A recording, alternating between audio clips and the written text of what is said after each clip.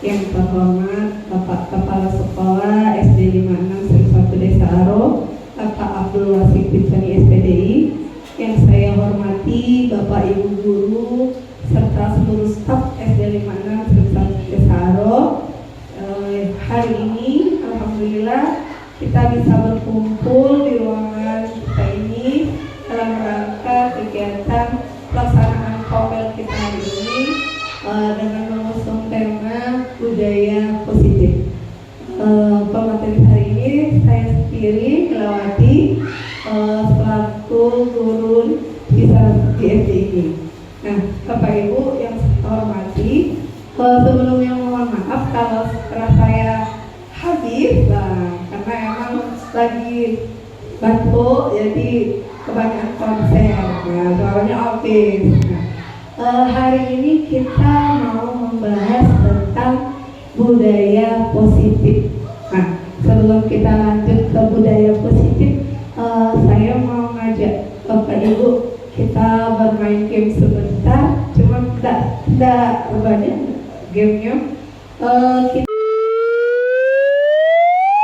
Kita bermain menyusun kata menjadi sebuah kalimat. Nanti kalimatnya itu dilanjut bergulir terus ya. Nah, kita bermain dengan kata ikan. Nah, buatlah satu kalimat dengan kata ikan. Nah, kita mulai dari Bapak Kepala Sekolah dulu. Nanti bergilir ya mic-nya ya. Saya senang makan ikan. Saya senang makan ikan. Lanjut, dengan kata ikannya dilanjut dengan kata-kata dari Bapak. Oh, lanjutin dari ikan yang saya makan. Ikan yang saya makan adalah ikan nila. Ya, lanjut. Ikan nila dibudidayakan di Keramba dan dilestarikan di Desa Aro.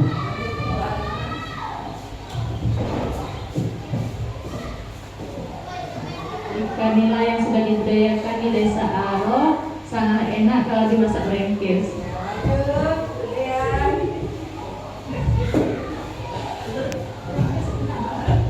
brengkes. Ikan nila yang dibuat atau dimasak menjadi brengkes itu adalah makanan atau ciri khas dari daerah Batanghari. SD 56 Desa Aro kemarin memenangkan lomba memasak brengkes ikan.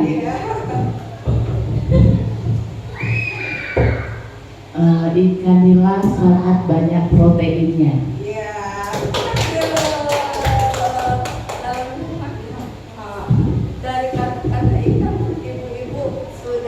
Disuruh berpikir pagi-pagi, akhirnya kita berpikirlah ke makanan. Itulah tujuan kita, pokoknya makanan telah kami kita tempoyak kita pagi-pagi ini. Nah, kita lanjut lagi ya, budaya positif materi kita ini. Kira-kira di pikiran ibu ini budaya positif itu apa sih? Budaya positif di sekolah kita contohnya kemarin sudah sempat kita bahas kan? Apa budaya positif yang ada di sekolah kita? Ya kayak apa? Yasinan itu salah satu budaya positif yang kita jalani di sekolah kita ya. Terus salam sapa. Nah, kali ini kita lanjut dengan pengantarnya dulu. Konsep pendidikan menurut Ki Hajar Dewantara melibatkan pengakuan akan pentingnya budaya dan lingkungan positif di sekolah yang menempatkan murid sebagai fokus utama. Menurut filosofi Ki Hajar Dewantara, pendidikan bukan hanya tentang transfer ilmu kepada murid, tetapi juga mencakup pembentukan karakter dan pengembangan potensi setiap murid. Oleh karena itu, menciptakan budaya dan lingkungan yang kondusif adalah kunci untuk mewujudkan visi pendidikan yang diinginkan.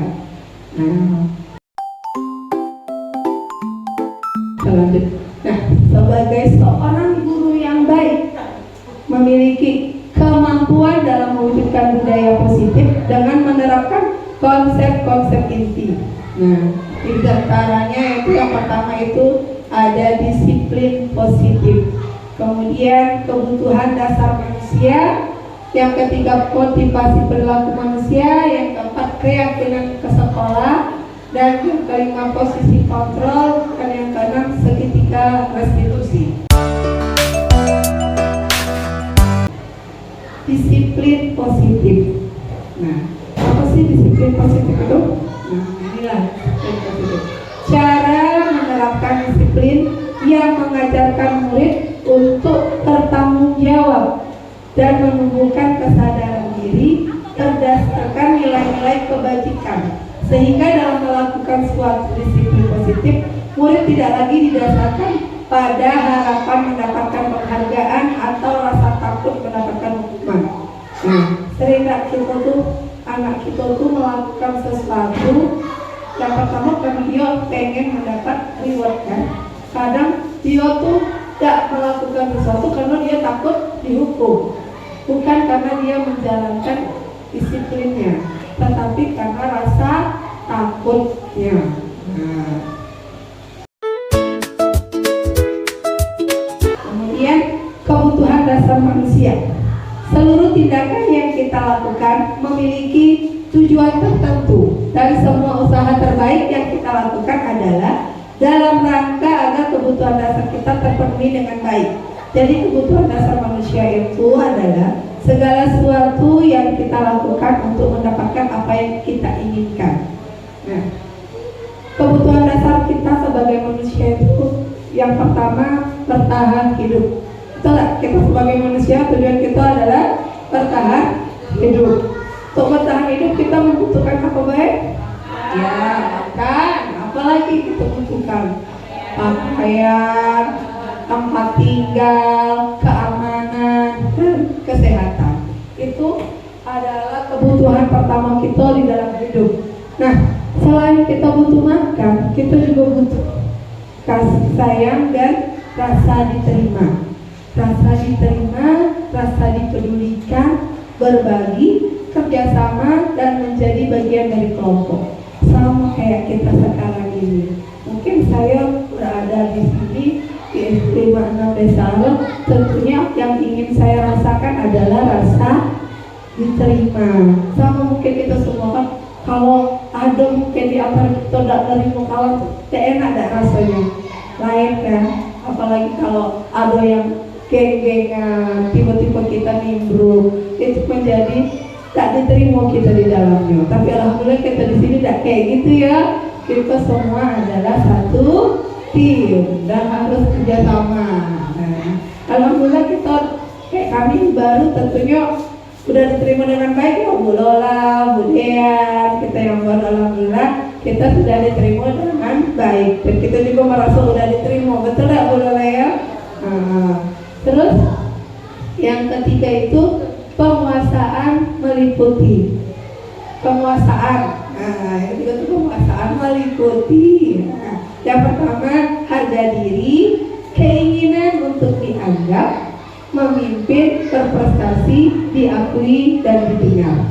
Nah, mungkin sama kayak anak-anak, Bu Guru juga pengen didengar. Anak-anak sama, anak-anak juga pengen didengar keluh kesahnya ini Bu.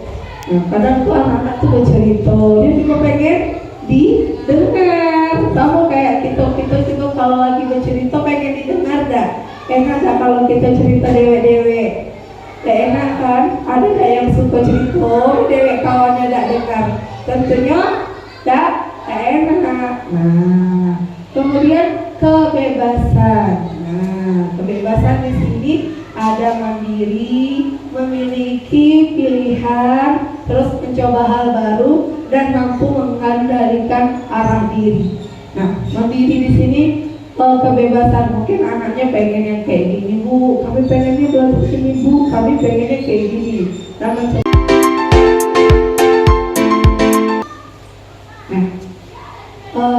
ini kita di keyakinan kelas atau peraturan kelas. Saya mau tanya dulu, keyakinan kelas mengapa tidak peraturan kelas? Kira-kira mengapa?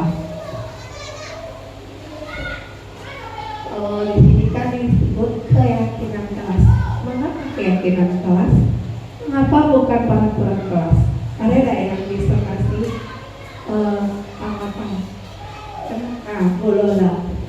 Inovasi mungkin maksudnya kita berkolaborasi atau menyetujui secara bersama-sama dengan kakak kelas. Misalnya apa yang harus kita lakukan Kesepakatan di kelas kita. kesepakatan di kelas kita misalnya pada tahun ajaran ini. Iya. Itu kita. Iya benar. Tepuk tangan dulu tuh Bu Lola. Nah, kalau keyakinan kelas itu kan kita buatnya sama-sama sama anak murid. Biasanya kalau peraturan tuh munculnya dari siapa? Dari guru. Guru biasanya buat peraturan. Kamu ini. Kalau keyakinan enggak. Kita buatnya berkolaborasi dengan anak. Kita mintalah anak yang membuat keyakinan kelas. Maunya dia seperti apa sih kelas kita? Nah, kalau dia udah memiliki keyakinan, dia sadar nanti kan keyakinan yang akan dia lakukan, bukan peraturan dari gurunya. Nah, lanjut lagi ya.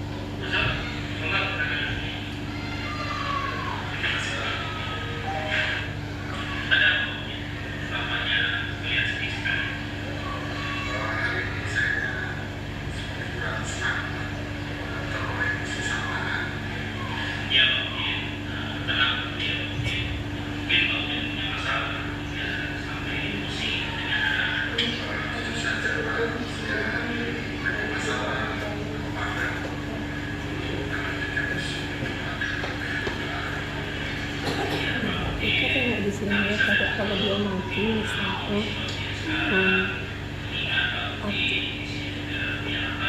lanjutin lagi. Oke, lanjutin lagi rekam ya. Oke, di sini tak sana.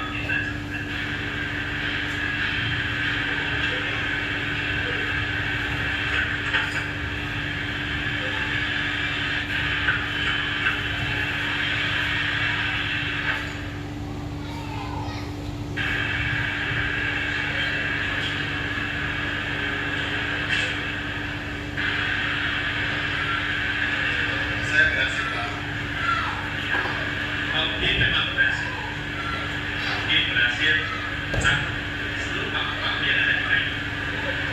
Coba perhatikan. Nah ini apakah sama banyak sekali budak yang tersisa pada waktu. Itulah yang dirasakan anak-anak. Di kalimat kata-kata yang sudah kita keluarkan bekas pada hati mereka. Dan sampai kapan pun itu akan selalu dinyatakan.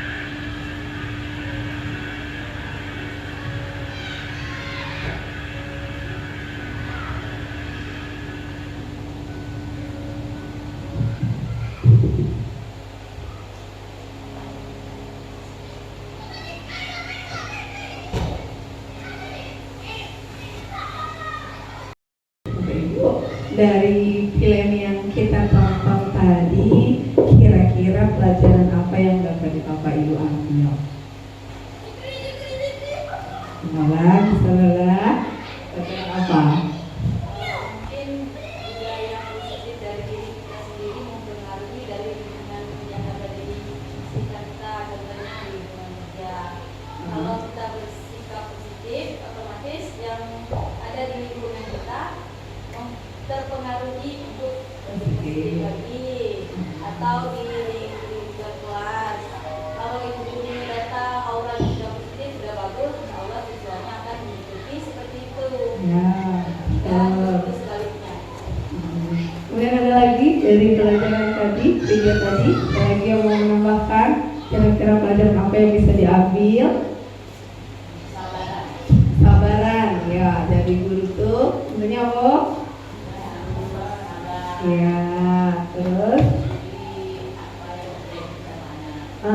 Betul. Kita teliti dulu apa sih sesungguhnya yang terjadi pada anak. Ada lagi yang mau nambahin dari film pendek tadi?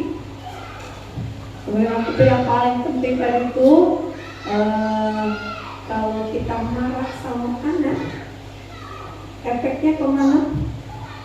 Tentunya ya, anak itu membekas pada diri anak. Kira-kira bisa dia hilang?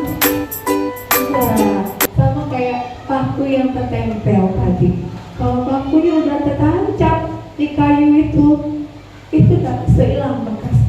Sama kayak kita marah-marahi anak itu, langsung terekam ke otaknya. Sama dengan anak kita dewek, Bu, bukan ke anak kita di sekolah baik. Anak kita dewek pun kalau kita marahi itu juga merekam langsung ke otaknya. Satunya akan membekas di pikiran dan di hatinya. Itu juga pasti akan teringat.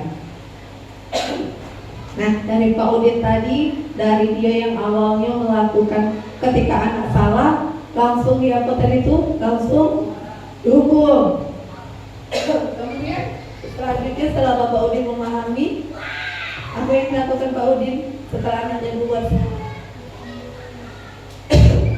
Ditanya dulu, terus Pak Udin nanya dulu kenapa penyebab dia lambat. Jadi kita tuh jangan tiba-tiba anak tuh langsung dihukum. Nah, tanya dulu titik masalahnya apa sih yang buat dia sampai terlambat. Tadi kalau anak yang di video tadi itu yang buat dia terlambat itu tadi karena dia lagi nganterin jualan kue, makanya dia terlambat. Nah, kita harus tanya dulu kalau anak yang punya masalah kayak gitu. Nah, di sini ada lagi nih contoh penerapan posisi kontrol guru. Nah, di sini kasusnya itu murid tidak memakai atribut lengkap saat upacara bendera. Kalau tadi kasusnya murid yang terlambat. Nah, kalau kita sebagai guru di posisi penghukuman, pasti guru itu langsung ngomong, hormat kamu, ada bendera 1 jam, langsung hukum. Itu kalau guru di posisi penghukuman, tanpa tanya, tanpa basa-basi, guru langsung nyuruh hormat. Pernah ada Bapak Ibu ngalami kayak gini waktu sekolah? Pernah ya? Saya juga Bu. Saya pernah ke sekolah pakai sepatu yang lain dari kawan.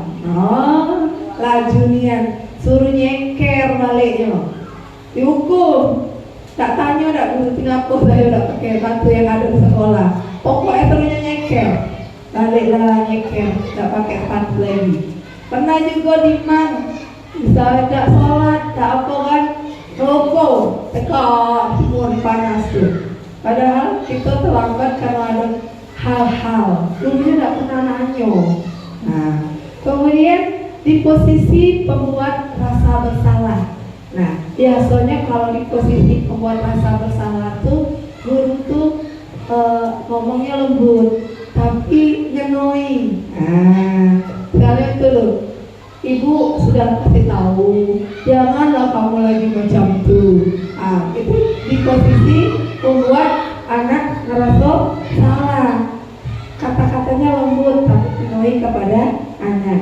Terus apalagi ibu tuh kecewa nih dengan kamu nih, ngapalah kamu nih macam ini terus. Itu juga kata-kata yang membuat rasa salah. Sering tapi kita lakuin kan. Padahal tuh enaknya rasa kita nyebutnya udah, tapi rupanya buat anak-anak jadi rasa bersalah. Kemudian di posisi teman. Nah, kita tuh kayak teman sama anak tuh, tapi cara ngomongnya gini, ayo dong ikutin aturan sekolah, tolong ibu ikutilah, tolong ibu ambillah sampah, tolong ibu jangan lagi kamu sobat kelahi ya. Kita ngerasa di posisi sebagai teman. Nah tuh, terus ada juga tuh, ya sudahlah, ada apa-apa, lain kali jangan dibuat lagi yo. Nah, itu adalah kata-kata kita kalau anak berbuat salah di dalam posisi yang ada di posisi pemantau. Nah, kamu sudah menganggap peraturan sekolah, kamu tahu konsekuensinya. Itu kita sebagai pemantau, posisi kita sebagai pemantau. Kemudian ada lagi, setelah upacara kamu lihat atributnya di koperasi dan jangan diulangi lagi. Itu juga sebagai pemantau. Itu kata-kata yang sering keluar ya, begitu kita tuh langsung nyuruh apa yang harus dilakukan anak tuh terhadap kesalahannya. Nah, kemudian di posisi manajer.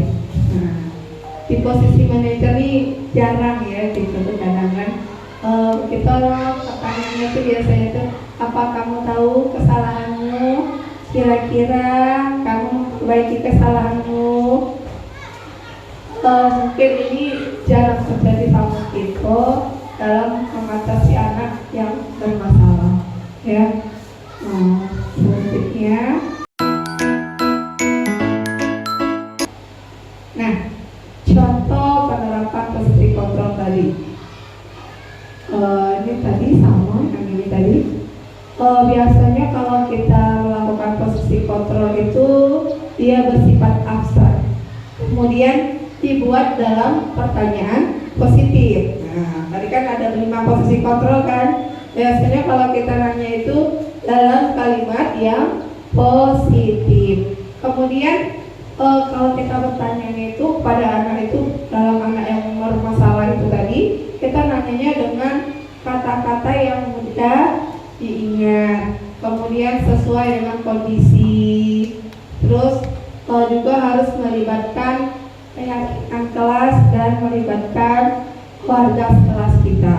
Siapa yang bermasalah itulah yang kita libatkan, berarti kan. Dan kita tanyakan juga keyakinan kelas kita tuh apa sama anak-anak.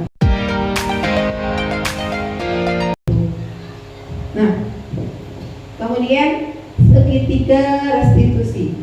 Segitiga restitusi ini proses dialog yang dijalankan oleh guru agar dapat menghasilkan murid yang mandiri dan bertanggung jawab.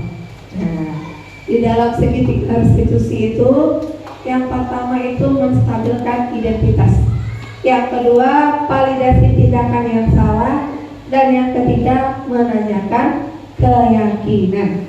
Nah, dari kasus Pak Udin tadi yang kita tonton, kira-kira tadi Pak Udin ada gak ngomongin kayak gini pas dia udah sadar apa yang dia lakukan? Ada gak? Ada kan Bapak bilang tadi Ingat gak? Bapak tuh bilang, Bapak Udin juga pernah ngelakuin kayak yang kamu lakuin. Iya, dulu Pak Udin sekolah juga ada terlambat kayak kamu. Nah, jadi kalau gitu tuh, yang pertama tuh sekali kalau anak salah, kita berilah pertanyaan-pertanyaan macam ini yang menstabilkan identitas, stabilkan diri dia dulu. Nah, kita tanya dulu, kita kasih tahu dulu, ibu juga pernah kok dulu mukul kawan, tapi ibu tapi kita cari dulu solusinya. Nah, kita buatlah dulu pertanyaan-pertanyaan yang kayak gini. Kemudian setelah kita menstabilkan identitas, kita validasi tindakan yang salah. Tadi ada gak Pak Udin ngomongnya yang kayak gini juga? Ada gak? Tadi Pak Udin nanya, kamu punya alasan melakukan hal ini? Iya, dia jawab. Iya, dia jawab tadi nolongin orang tuanya. Nah, jadi kalau anak kita salah, kita stabilkan identitas dulu, kemudian kita validasi tindakan yang salah. Cara pertanyaannya yang macam ini, kamu punya alasan, kamu patut bangga karena melindungi suatu hal yang penting, tergantung kesalahannya ya. Nah, kemudian ada lagi tuh, kamu melakukannya karena mempertahankan sesuatu bagimu, tergantung kesalahan anak. Kita tanyalah hal-hal yang positif dulu. Nah, kemudian yang berikutnya yaitu menanyakan keyakinan. Nah, mungkin tadi Pak Udin tadi tuh belum kelihatan mungkin yang nanyakan keyakinannya tadi ya. Tapi itulah tadi saya bilang, buatlah keyakinan kelas kita masing-masing. Jadi kira-kira apa sih keyakinan kelas kita? Boleh nanti ibu-ibu di kelasnya buat keyakinan kelasnya, kira-kira apa yang mau kita sepakati di kelas kita. Nah, jadi itu kalau ada salah, kita boleh lanjutkan ke keyakinan kelas kita. Nah, nilai-nilai yang kita sepakati apa? Misalnya tadi mungkin kalau ada yang berkelahi, saling memaafkan ketika ada yang lain. Terus ya kita boleh berkeyakinan seperti itu, betul Bu Fit. Kita buatlah, boleh banyak poinnya, boleh di kelas kita tuh terserah kita kan, namanya keyakinan kelas. Terus datang dengan tepat waktu, tapi kalimatnya positif ya. Datang tepat waktu itu kalau kalimat negatifnya apa? Tidak boleh. Nah, itu negatifnya kan, dengan kata tidak boleh itu kan negatifnya. Tapi kalau positifnya datang dengan tepat waktu. Nah, jadi kita tuh gunakanlah kalimat-kalimat yang positif untuk membuat keyakinan kelas kita. Nah, nanti boleh di kelas buat ya keyakinan kelasnya. Nah, selanjutnya ada penutupan. Nah, sebelum ini kita lihat dulu, kemarin saya sudah ada buat video, kita lihat dulu sebentar. Kami praktek membuat segitiga restitusi. Nah, tunggu sebentar ya.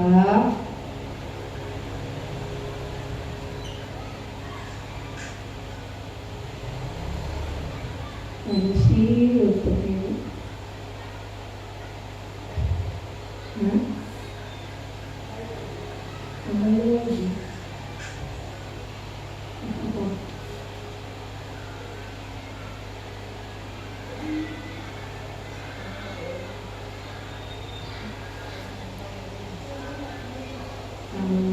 Ya, tunggu saya share dulu.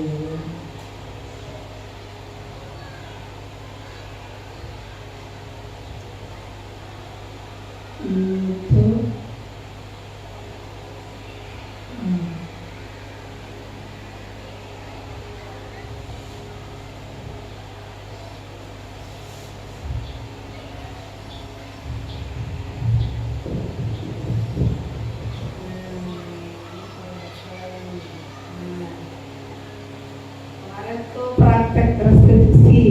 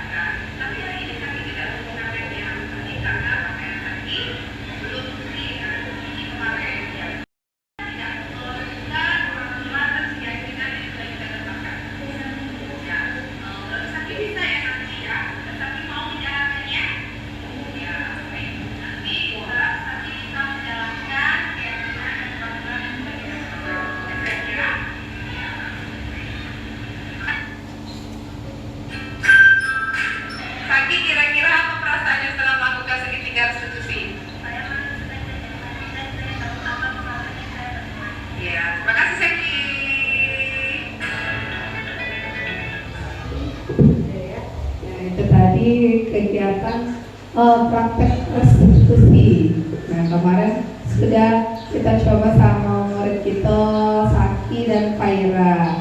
Nah, Bapak Ibu, kira-kira dari materi hari ini ada yang mau bertanya tentang disiplin positif? Kira-kira sudah paham belum materi kita hari ini? Tadi itu tentang posisi kontrol, segitiga restitusi, budaya positifnya sudah paham? Sudah. Nah, kalau sudah paham, ini saya ada sedikit kegiatan menangani sebuah kasus saya kasih. Nah, coba kita ya. Ini ada kasus tentang Pak Lukman. Nah, nanti boleh dibaca, kemudian nanti saya kasih pertanyaan, ya.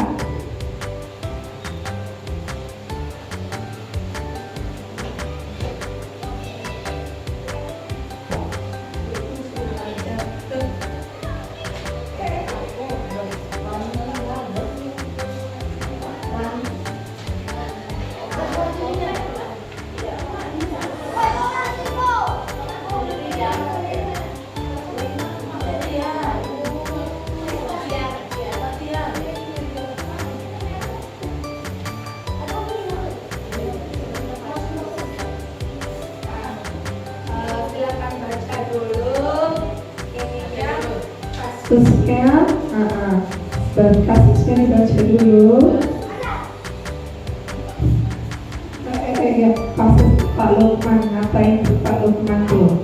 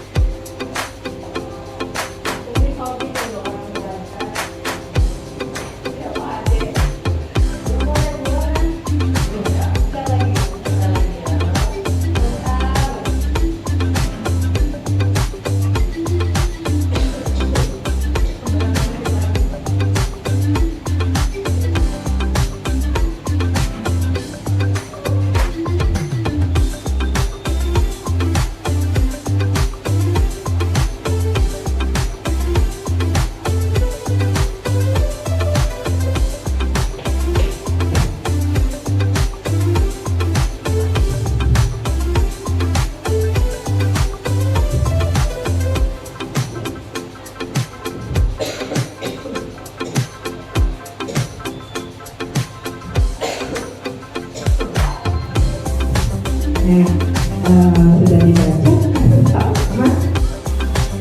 Nah, pertanyaannya, kira-kira Pak Lukman menggunakan posisi kontrol yang mana? Tadi ada 5 posisi kontrol. Atau saya lihatkan lagi ya. Tadi yang diingat ya 5 posisi kontrol kita tadi. Ya ini. Kira-kira Pak Lukman ini berada pada posisi kontrol yang mana? Silakan ditulis di voice note-nya. Oke. Boleh bebas. Nah, silakan ditulis di papan tulis. Di voice note dan ditempel di situ. Posisi kontrol mana yang Bapak gunain?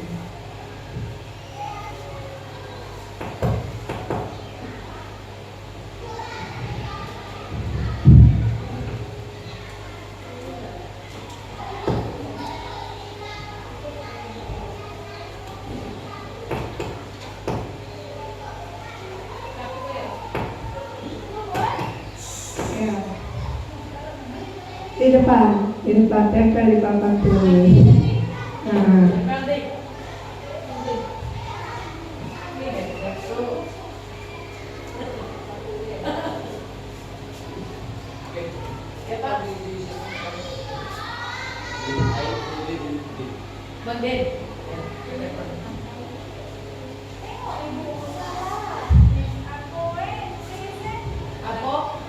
Kembali, dapat Bu.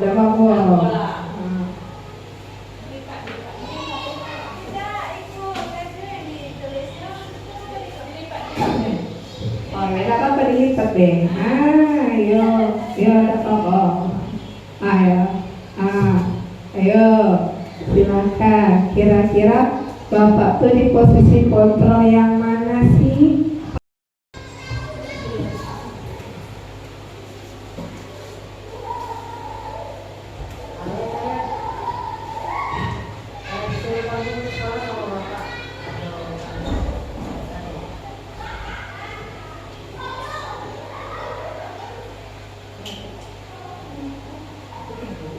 Bebas.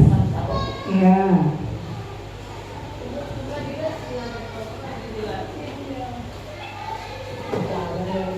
Nah.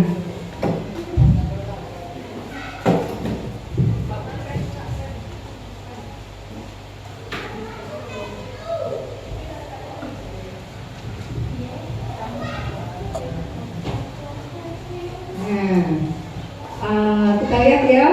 Jadi di sini ada yang jawab penghukuman, ada yang jawab pembuat rasa bersalah, ada yang jawab pemantau. Kira-kira Pak Lukman itu di posisi yang mana sih yang sesungguhnya? Pak Lukman itu tadi kasusnya apa? Kasusnya apa tuh? Anak pakai sepatu.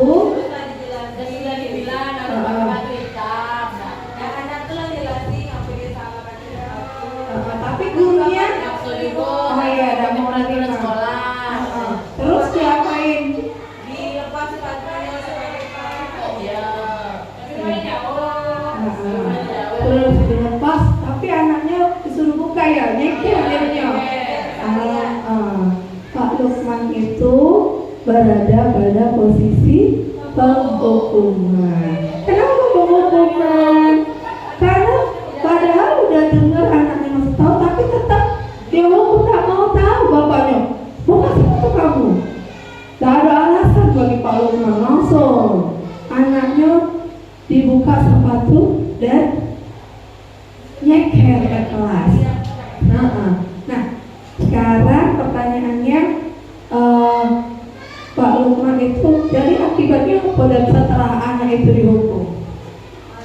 Malu. Nah, malu dia ke kelas, malu sama teman-temannya. Jadi kalau kita jadi Pak Lukman itu membuat anak itu jadi malu itu tertekan. Teringat terus kan sama dia. Nah, itulah makanya guru tadi itu harus menggunakan posisi yang mana harusnya yang dilakukan guru. Harusnya guru harus bagaimana? Teman dulu boleh. Terus kalau menyelesaikan masalahnya harus bagaimana tadi? Dengan ini tadi Bu, segitiga restitusi. Nah, ini tadi. Pertama kita stabilkan identitas dulu. Kemudian kita validasi tindakan yang salah. Baru yang terakhir, harusnya kalau kita kasus Pak Lukman tadi, kalau menstabilkan identitas, apa kata-kata yang harus diucapkan Pak Lukman?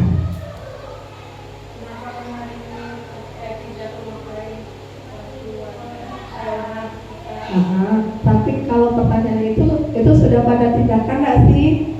Tadi menstabilkan identitas. Bapak juga pernah. Ya, gitu. Bapak juga pernah kayak kamu. Itu dulu. Baru kita tanya dengan validitas tindakan yang salah. Kemudian yang selanjutnya baru kita menanyakan keyakinan. Ya. Kira-kira Bapak Ibu sudah paham ya materi kita hari ini. Besok-besok kalau ada anak yang punya masalah, kita lakukanlah seperti kayak gini dengan segitiga restitusi. Semoga kita semua bisa ya kayak gitu ya. Ada kita anak salah tuh udah meledak-ledak dulu. Nah, mudah-mudahan kita bisa melakukan segitiga restitusi ya. Nah, Bapak Ibu, saya rasa materi kita hari ini cukup. Terima kasih atas kerjasamanya hari ini. Terima kasih sudah mendengarkan sedikit materi dari saya, sedikit ilmu, tapi setidaknya bisa membuka pikiran Bapak Ibu ya. Walaupun dikit, tapi semoga bermanfaat ya. Setidaknya kita paham dulu cara mengatasi anak tadi ya. Mudah-mudahan lain kali kita bisa berbagi ilmu lagi ya. Saya terima kasih banyak telah mendengarkan saya beberapa menit ini. Akhirul kalam, wassalamualaikum warahmatullahi wabarakatuh. Silakan Rama-Tama ambil nasinya. Anak ibu Rita sama ini boleh ambil juga. Mati ibu. Ini banyak dah aduh. Mati. Iya.